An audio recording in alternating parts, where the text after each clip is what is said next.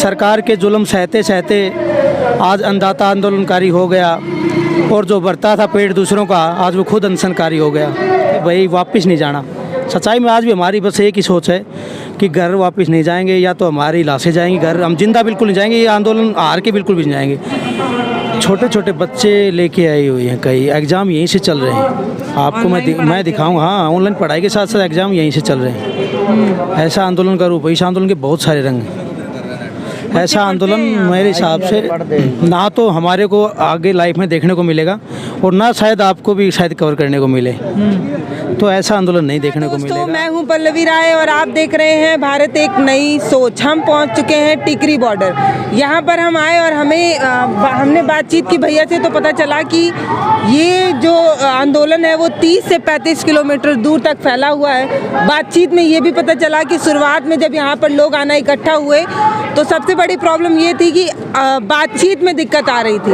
इन्होंने बताया कि एक ट्रक पंजाब की थी, दूसरी ट्रक हरियाणा की थी, आपस में बातचीत नहीं हो पा रही थी, तो बातचीत का सहारा बना सोशल मीडिया।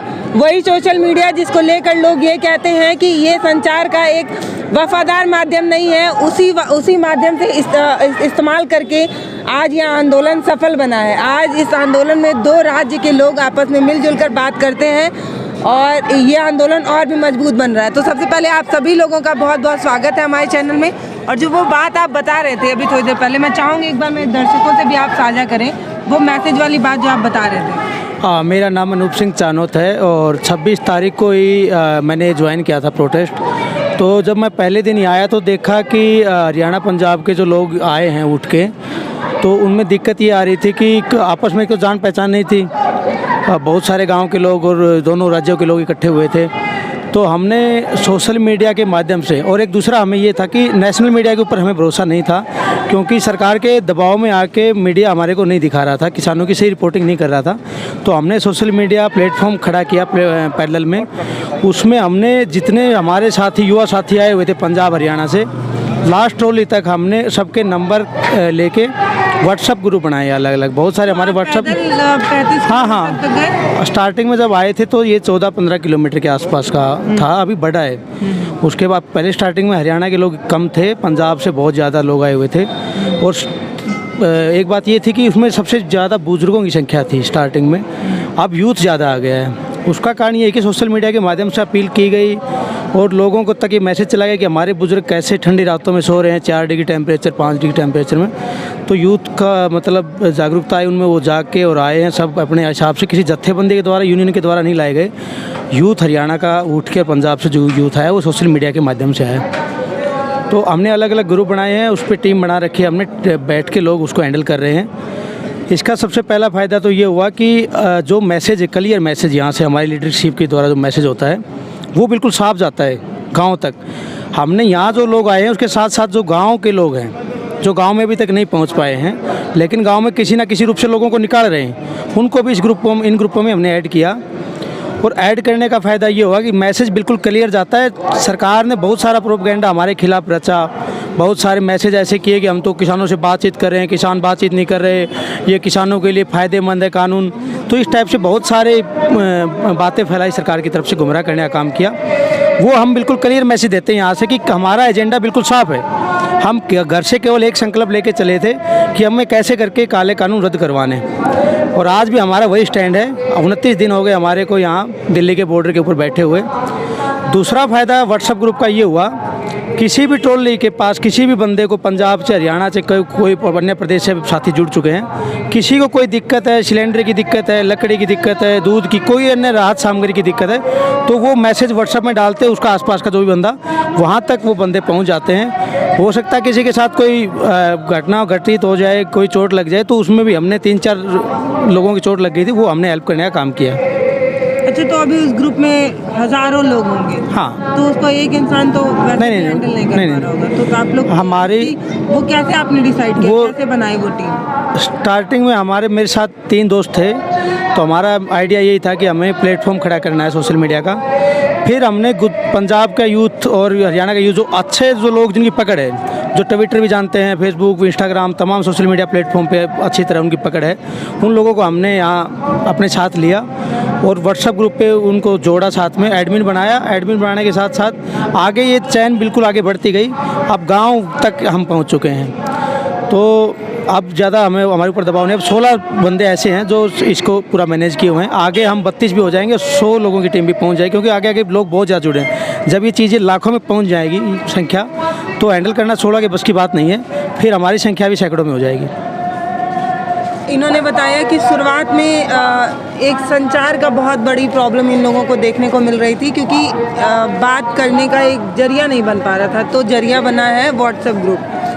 अभी कैसे देखते हैं आप लोग, अभी क्या क्या प्रॉब्लम आप लोगों को आ रही है? क्योंकि जिस जगह आप लोग बैठे हैं ये प्रोटेस्ट करने, बगल में भी आम लोग रहते हैं, इस साइड भी आम लोग रहते हैं, एक पतली सी गली जैसी है रोड में, उस पर आप लोग प्रोटेस्ट कर रहे हैं, तो कैसे देख रहे हैं ये? आप लोगों के लिए कितना चैलेंज भरा ये प्रोटेस्ट है? नहीं, अभी तो कोई खास चैलेंज नहीं हमारे लिए, क्योंकि खाने पीने का होता है। कोई भी आंदोलन आप चलाते हैं तो उसके लिए आपका अगर राहत सामग्री नहीं पहुंचेगी तो दिक्कत आती। 29 दिन हो गए, हमारे को किसी प्रकार की दिक्कत नहीं आ रही। सामाजिक संस्थाओं ने हमारा साथ दिया है और हरियाणा के लोगों ने विशेषकर बहुत सारा साथ दिया है। सुबह सुबह 4 बजे उठते हैं युवा और सुबह सुबह लग जाते हैं दूध इकट्ठा करने के लिए। वो दूध इकट्ठा करके अपना दिन में यहाँ पहुँचा देते हैं और शाम को वापस घर पहुँच जाते हैं। मतलब एक अलग टाइप की क्रांति यहाँ उठी है और लोग हेल्प कर रहे हैं। पंजाब, आप किसी भी आप ट्रॉली के पास 1 मिनट भी खड़ा हो जाएंगे ना, तो 1 मिनट के अंदर आपके पास चाय का कप आ जाएगा या खाना आ जाएगा आपके पास प्लेट में डल के। तो ये आंदोलन की ताकत है और लोग सेवा कर रहे। कोई भी खड़ा होता है आसपास में, चाहे आपके यहाँ के आसपास का एरिया का, ये देखते नहीं कि दिल्ली का बंदा है कहाँ का बंदा है, और उसको चाय पिलाते हैं, खाना खिलाते हैं। ये आंदोलन की ताकत है। सेम ऐसा ही एक्सपीरियंस हमारा, एक बॉर्डर से हम लौट के आए हैं, आपको हमने वीडियो भी साझा किया है। अब हम आए हैं टीकरी बॉर्डर, यहाँ भी हम देखने की कोशिश कर रहे हैं कि एक आंदोलन को इतने अधिक दिन तक संभाले रखना एक बहुत बड़ी ताकत की बात होती है। क्योंकि जब हम कहीं भी एक जगह एक समिति भी बनाते हैं तो उसमें एक लीडर चुनते हैं। तो आप लोग कैसे काम कर रहे हैं? क्योंकि आपका एक लीडर यहाँ पे काम नहीं कर रहा है, यहाँ पे कई संगठन, कई NGO काम कर रहे हैं, तो कैसे ये हो पा रहा है? क्योंकि हमेशा रंजिश हो जाती है एक लीडर, क्योंकि उनका कमांड अलग आता है, इनका कमांड अलग आ जाता है, तो कैसे मैनेज होता है ये? हाँ बिल्कुल, ये सही सवाल है आपका। 30 से ज़्यादा जत्थेबंदी पंजाब से आई हुई हैं और बहुत सारी जत्थेबंदी हरियाणा की आई हुई, लेकिन हरियाणा का आम किसान भी आया, वो उस जत्थेबंदी हरियाणा के लिए मेरे हिसाब से ज़्यादा मैटर नहीं करती है। तो जत्थेबंदी में आपस में कंट्राडिक्शन होता है, लेकिन यहाँ देखने को मिला कि सबका मिशन एक है। तो मिशन एक होने की वजह से मिशन बहुत बड़ा है। अब लड़ाई जब इतने बड़े बंदे से है, मोदी से है, तो हमारी आपस की लड़ाई बहुत छोटी हो जाती है, तो वो मैटर नहीं करती ज़्यादा। बस यहाँ अपना बेस्ट करना है, कैसे भी करके इस आंदोलन को मैनेज करना है। लाखों की भीड़ आई हुई है, उसको मैनेज करना है, कोई भूखा ना सो पाए, ये सब चीज़ें देखनी है। कोई असामाजिक तत्व यहाँ ना घुसे, आंदोलन को ख़राब ना हो, इसके लिए हमने बहुत सारी कमेटियाँ मतलब बनाई, युवा साथियों की भी। तो पूरा मैनेज है, आप लास्ट तक चले जाइए, आंदोलन पूरा मैनेज चल रहा है, किसी तरह कोई दिक्कत नहीं है। युवा साथियों को स्टार्टिंग में ये लगा कि हमारी मोदी से लड़ाई है, तो जोश में था बिल्कुल, और हमारे लिए बहुत बड़ा चैलेंज था कि युवा साथियों को हम कैसे समझाएं कि भाई शांति से काम करना है, क्योंकि लड़ाई लंबी है, हो सकता है हमें 6 महीने साल लग जाए। तो जोश के साथ साथ होश रखना बहुत ज़रूरी है, बुज़ुर्गों का साथ देना है, बुज़ुर्गों का जो हमारे लीडर जो भी फैसला करते हैं उसके ऊपर हमारे को अमल करना है। तो अब सही चल रहा है, बिल्कुल कोई दिक्कत नहीं है। जत्थेबंदी और जो भी हमारी लीडरशिप है, जो सरकार के साथ बातचीत कर रहे हैं, वो जो भी मैसेज देते हैं हमारे को, वो हम उसके ऊपर फॉलो करते हैं। चाहे भारत बंद का ऐलान हो, चाहे वो हमारा टोल टैक्स फ्री करने की बात हो, किसी तरह का जो भी आदेश आता है वो हम नीचे तक पहुंचाते हैं हमारे सोशल मीडिया माध्यम से। और हमारे लीडर भी ये जानते हैं कि ये बहुत अच्छा काम हो रहा है कि हमारा मैसेज नीचे तक जा रहा है, क्योंकि मीडिया, बहुत सारा मीडिया बायस हो चुका है आजकल, और वो चीज़ें दिखा नहीं रहा नीचे तक। क्योंकि शुरुआत में हमारे को खालिस्तानी बोला गया और आतंकवादी, पता नहीं क्या क्या, कांग्रेसी हैं, कम्युनिस्ट हैं, माओवादी हैं, तो इस टाइप की हमारे को संज्ञाएँ दी गई आंदोलन में। लेकिन आप भी देख के घूमें और बताइए, लोगों तक आवाज़ पहुंचाए कि लोग कैसे आए हुए हैं। एक आम किसान आया हुआ है, एक अन्नदाता आया हुआ है, और अनशन पे हमारे 11 साथी लगातार 3 दिन से बैठ रहे हैं। तो इस पे एक बात मैं बोलना चाहता हूं कि सरकार के जुल्म सहते सहते आज अन्नदाता आंदोलनकारी हो गया, और जो बढ़ता था पेट दूसरों का, आज वो खुद अनशनकारी हो गया। तो मतलब अनशन करना पड़ रहा है। 29 दिन से हमारे बड़े बुजुर्ग ठंडी रातों में सो रहे हैं, सरकार हमारी बात नहीं सुन रही है। राजा का क्या काम होता है? राजा का काम यही होता है कि प्रजा की बात सुने, अपने प्रजा का ध्यान रखें।